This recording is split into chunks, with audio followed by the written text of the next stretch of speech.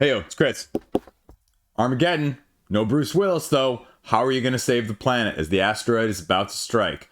A little bit of worker placement, a little bit of slight deck hand building along the way to go with a variable endgame. That's what we've got going on. The prototype from Burnt Island. Let's talk about how to save a world. You ready? Let's go. This is a very busy board in front of me. Main board, decks of cards you're going to be acquiring, your own individual board, and sort of the keeping track of where things are at board to mimic the main board. And so this is essentially a quintessential Euro worker placement with how do you go about your point salad and your resources in order to achieve the best of the end game victory conditions. Because there's a semi-cooperative, again, we'll talk about that later, nature to this. Whereas you have three ways that the game can be won. You have the space laser, you got the shield, and then you just got the spaceship to get off the planet if all else fails. And that is reflective not only on the board, but the end game of how this is going to actually happen, and then reflected also on your own individual player board in one of several different ways. 4 generic resources that you're going to be utilizing, as you can see in various different aspects, all layered and thematically incorporated throughout. You also have your catch-all wild resource to go along with that to allow for a little bit of mitigation. So what's different about this game? Why should you be interested in how to save a world? Well, let's talk about how you play, how you score, pros, cons, who's it right for, my thoughts on some limited play counts here. So the turn by turn is relatively straightforward. You have one of 3 different things you can do until you just can't go. So what are those 3 things? The first is, well, you see that we have workers along the board here, the yellow and the red. You have 2 different areas that you're going to be playing from. You have the planet and you have the moon. Each of these have their own unique asymmetric stations that you can place your workers at.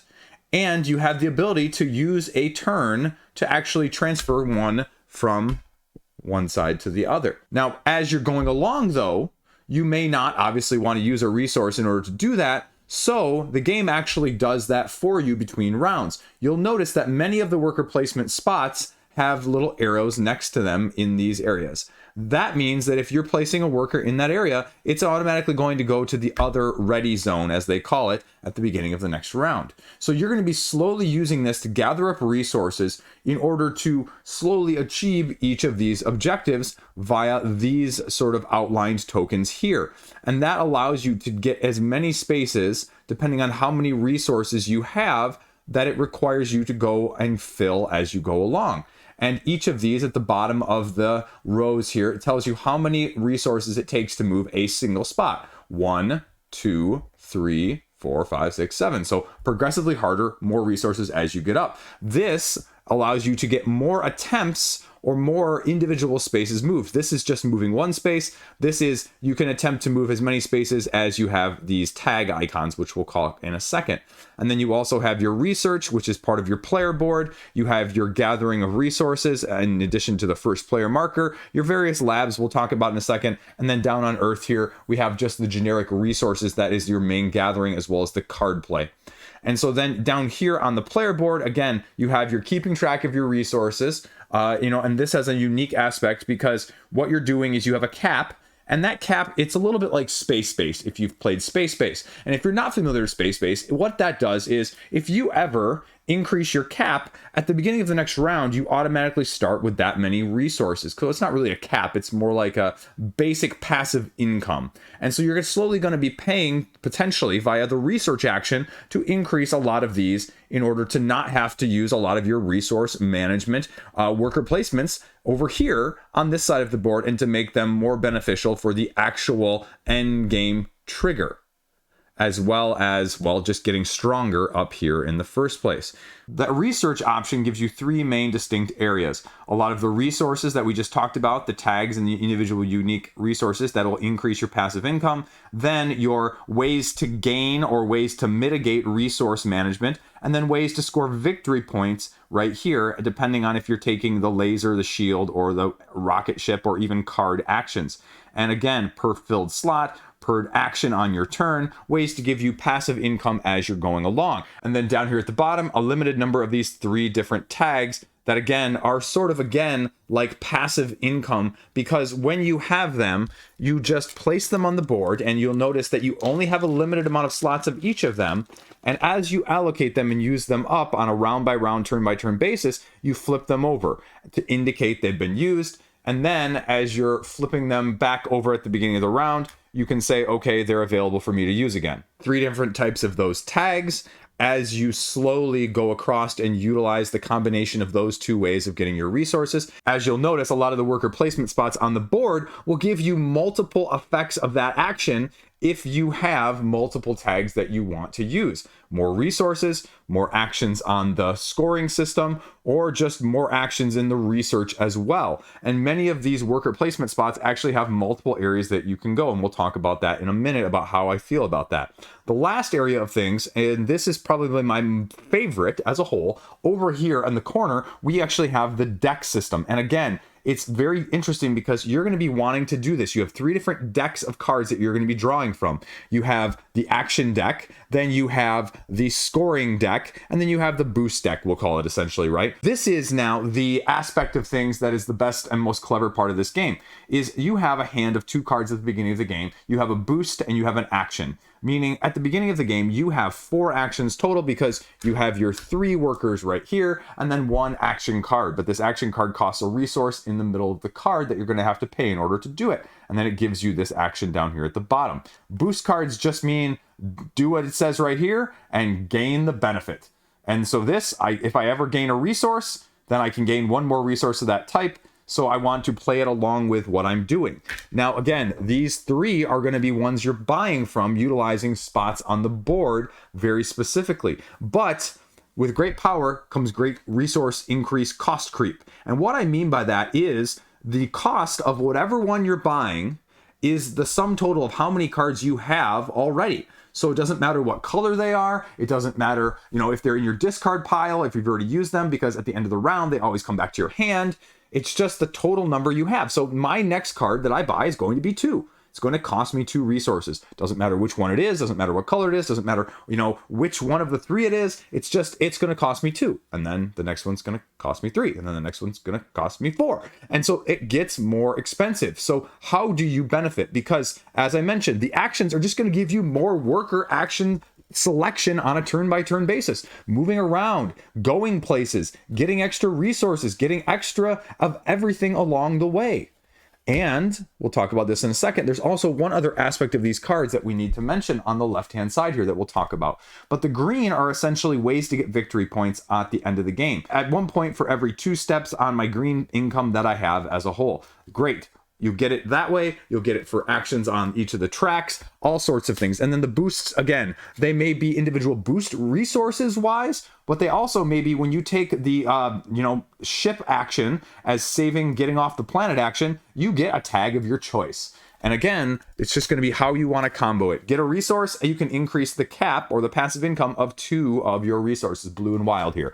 And so that's going to be the best part of the game as a whole for me. Element I was alluding to there a second ago is that you'll notice on the left-hand side of each of these cards, they have those same tag icons. Meaning if you don't or you can't utilize this, either you're out of workers, so you can't play for the boost ability to get the resource and to get the additional stuff, or you choose not to play it this turn because, well, this only is really at the end of the game, or you can discard it for the use of the icon on the side. And that's where it becomes very, very useful. Not only on a turn by turn, but a round by round. Even if you're going for the end game scoring ones, they aren't handicapping you like you might fear. And so then obviously the end of the round, you do the whole shuffle, get rid of cards out of the row, remove them, add new ones in, depending on the player count, depending on the actions that are going along with that. The last element of things, and this is the other clever thing, which is going to be very divisive here. I'm holding up a bag. It's empty right now. There's nothing in this bag. But as you're playing this game, you get to quacks this, if you will. So I get to grab asteroid cubes here. These gray little asteroid cubes. I chuck them in my bag, depending on the player count. And then as I'm going throughout the game, when I draw these asteroid cubes, I get to move this little comet all the way up this track, and the game ends when the comet reaches here. So you can imagine that you know, when am I going to draw them? That's the mystery. When is the game going to end? How far am I on the tracks? All of that is what's going on in your head. And as you're going along this track, there are 3 icons that you're going to be slowly crossing and unveiling or causing slight game state changes, if you will. One of them just, again, wipes more of the market. One of them flips up these additional worker placement spots as the laboratories up in space. So now all of a sudden you may have more of them available to you because they start face down. The last one is just going to cause you to add more asteroids into the bag in the first place. Well, you go, okay, Chris, well, that's fine, but you know, you're just drawing a select number of those. It's not going to be a mystery, right? Oh, well, here's the other aspect of things I didn't talk about yet. Well, all those 3 tracks that I just mentioned, you've got your pink, your blue, and your green. Well, guess what these cubes are down here, right out of camera shot right here, pink, green, and blue. So I toss those in. Every space that gets moved across this track. Then you shake it up at the end of the round, and then you draw based on this stack that's sitting right here in the rounds, and it's just numerical increases. First round, I draw 2 cubes, then I draw 3, then I draw 4, 5, 6, 7, and finally 8, until you finally make your way across here, bulldoze everything else in the way, and the comet lands, and you figure out who has done the most in which track. And so all you're doing, again, is just pulling these and then, you know, putting them where they belong on these tracks. And as they fill up, well, whoever fills that track up first, well, defends the planet in their way. And then obviously, if you are defending that track the most over here on the actual board, you're going to win. So if you have the laser defense is first and it wins first, right? If you have the shield defense and the laser fails, well, then the shield wins. And if both of those fail, then it's escaping the planet, whoever does best there, point score, see who wins.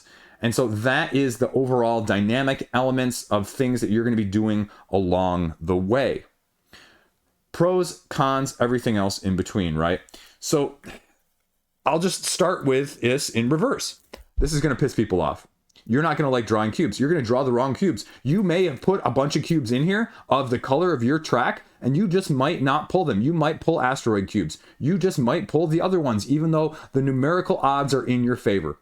And that's going to just leave some people a little bit high and dry, because otherwise the rest of the majority of this game is very significantly heavier Euro and emphasis on strategy as a whole. Whether it is getting your workers placed in here, arranging the cards and the combos that you're creating on a turn-by-turn, action-by-action, boosting, endgame victory point scoring on the player boards here as a whole.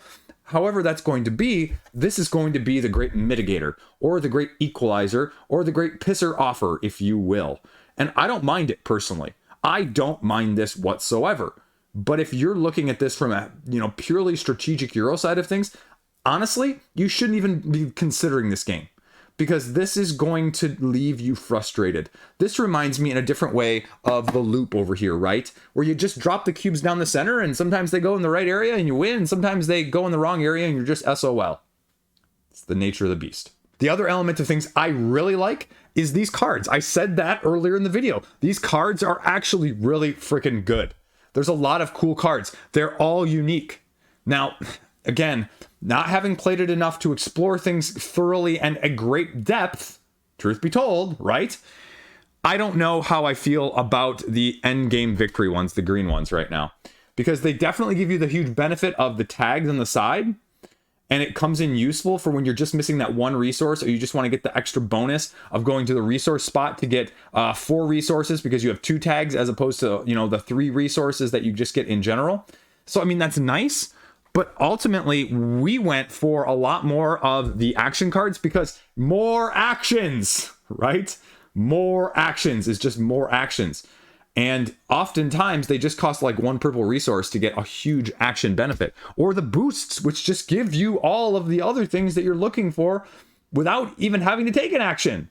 So those are great, because I didn't feel like we were getting as much victory points as well from the green in the first place. Again, limited gameplay, limited elements of things, can't speak to it final balance-wise, whatever from that aspect. So just putting that out there. And truth be told, we played primarily at 2 players.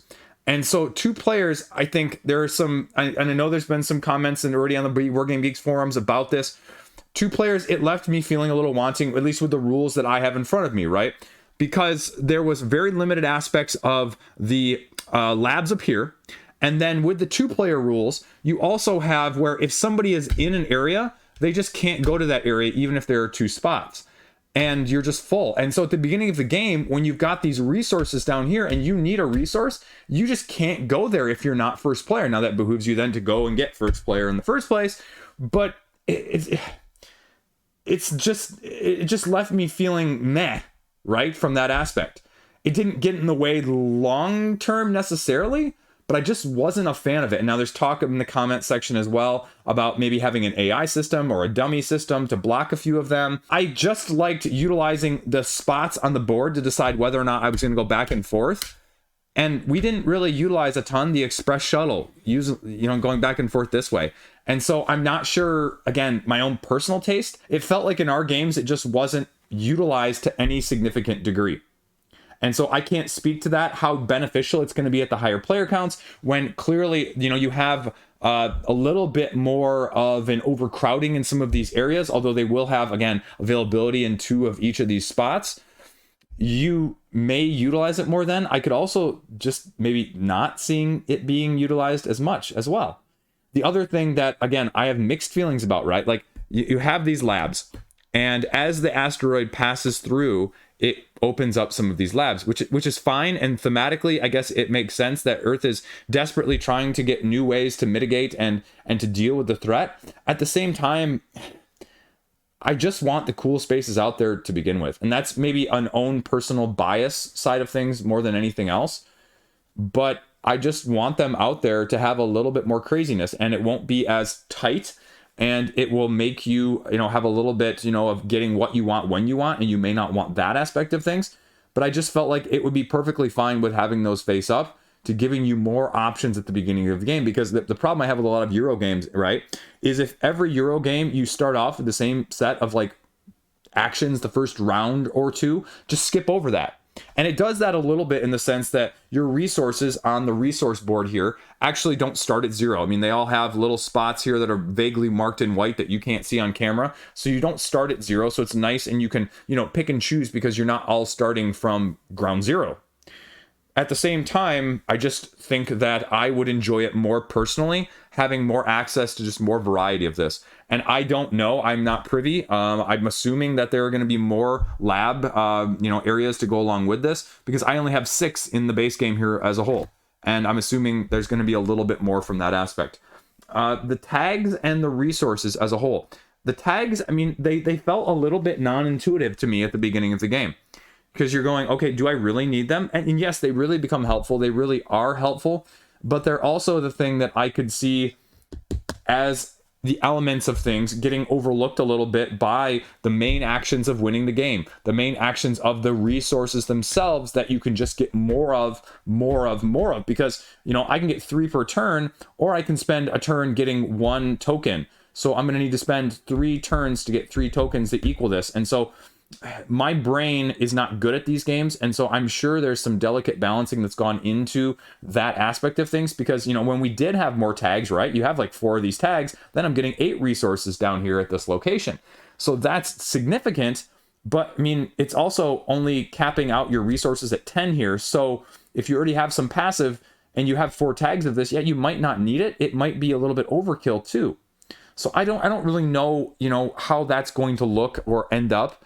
But that was probably the biggest part of things that I felt like, okay, I'm not fully grasping it as much. And that's probably why I'm a bad Euro gamer and I lose all the time. But that was my other big sort of, I don't know how I feel about it. The tracks are fine. I think the tracks are interesting.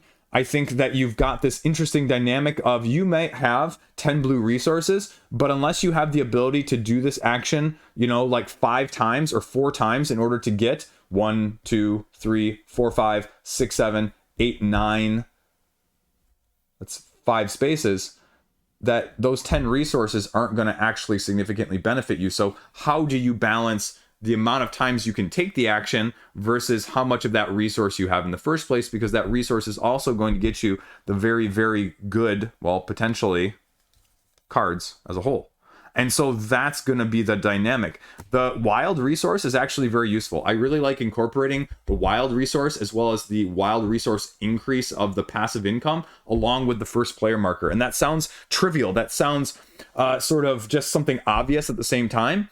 But it really makes going for first place more than just I need to get to this spot the next round, right? It makes it so that it's significantly beneficial in its own right on its own. If you're getting 2 or 3 wild resources at the beginning of every round as just passive, that's significant of then not having to utilize some of this. So getting this is actually really, really, really helpful. And again, I just can't emphasize how good some of these cards are. And I didn't think I would like it of having to pay the cost based on the number of cards, because it sort of reminded me a little bit of Maple Valley, where, you know, the best part of the game got locked behind these characters that you could just only get in one part of the map. And I really didn't like that with Maple Valley. But having it so that, you know, again, there's only kind of one space over here, and no, there's a couple spaces over here depending on which labs you use. But having it so that you can get easier access to the cards themselves, and it's more limited by resources rather than location of your worker in the first place is really nice. Because there's nothing more than I hate in a game like this where the cool stuff you can't get to, or the cool stuff only comes in at the end, right?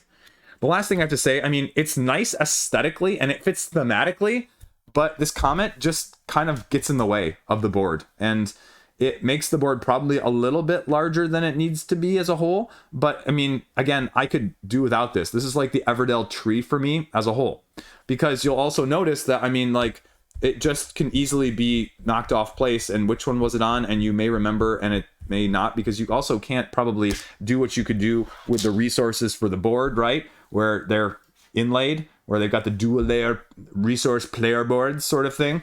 So it can't really be done necessarily on this, unless you're just going to make it just a small Comet ball and just have it kind of track along there.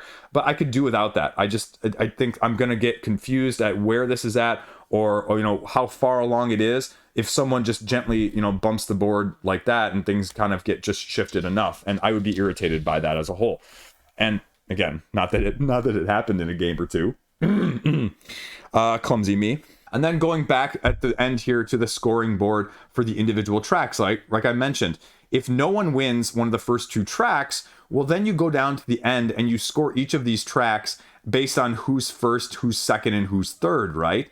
And so it behooves you to go for one of them, but if you can't maximize that one, you're kind of SOL. And I don't know how I feel about that, because again, 18, 10, 5. And some of those, and that goes to where I was talking about the green cards, right? Like, you can only get 1 point here for every 2 spaces on the green track you are. So it's really, it's okay to have those, but I mean, maybe 4 points, maybe if you're lucky off of that. And third place on any of these tracks get you 5. So that'd be my concern right there, of just the point dynamic differences between those areas that I'm just not sure about. And I'm not a designer. I don't know balancing issues. I'm sure there's math gone into this, and I have no idea what I'm talking about. So those would be my thoughts on it. And again, you know, some of these actions here, the action tech tree is really great up here of getting those caps or those passives.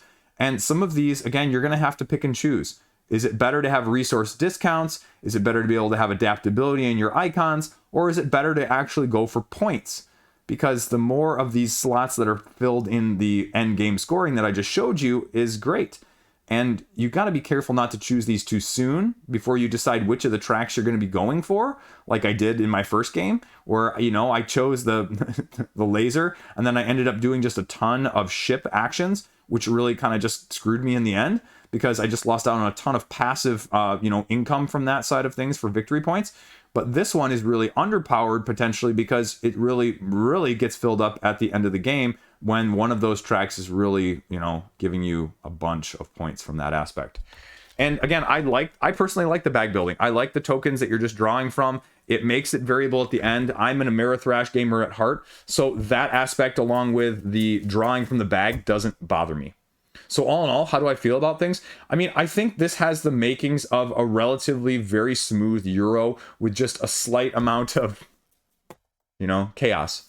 But if you're looking for pure Euro, if you're looking for resource management at its heart, strategic play, this isn't going to be your game. You're really looking at more of a Lords of Waterdeep or Champions of Midgard style of feel, because of the variable locations here, and because, you know, doesn't have dice rolling like Champions of Midgard does, but it's got this, and so the predictability is not going to be as much as you may like because of that dichotomous or sort of headbanging issue in that sense. I don't think it's personally clashing in my style of things, but if you're looking for, you know, more Amera chaos, or if you're looking for more of the heavier control Euro strategy, this is going to straddle the fence for you, and it's not going to be good for either people on either side of it. And again, with the bag pulling and the Comet moving here, I think this is a nice pressure luck element of things. Because the real concern I have with a game like this, in the end of the day, is that although you've got all these things going on, although most of them seem very cohesive to me, again, I feel a little disconnect about some of the tech stuff, and I feel a little bit of a disconnect with, you know, a little bit of the tag stuff at times. Nothing grand, but it's really a, when is this game going to end, and how soon am I ready for it to end? And if you don't like that feeling of things, it's sort of the Euro equivalent of a pandemic style, if you will, where, you know, you have the deck and you divide it into 5 different sections, and you put one of those cards in each 5 sections, you shuffle them up and then stack them. Well, you know that it's within a section there, but it may be at the top of the section, it may be at the bottom of the section, one may be at the bottom, the next one might be at the top, right back to back. And so you could easily have that happen. And that's, I guess, where I'm going at the end of this, is the player count, back to the 2-player count that we played at, was that you end up with a lot of asteroid tokens, more so because you just don't have as many people doing as many of these actions to fill this up with more of these. So the end game is going to be triggered a little bit sooner. It's obviously proportionally based. So the more players, the more asteroids, but you also have the more players doing this. And I felt like, especially at the higher player counts, you're going to have the ability to buffer that, and the game could go a little bit longer from that aspect of things.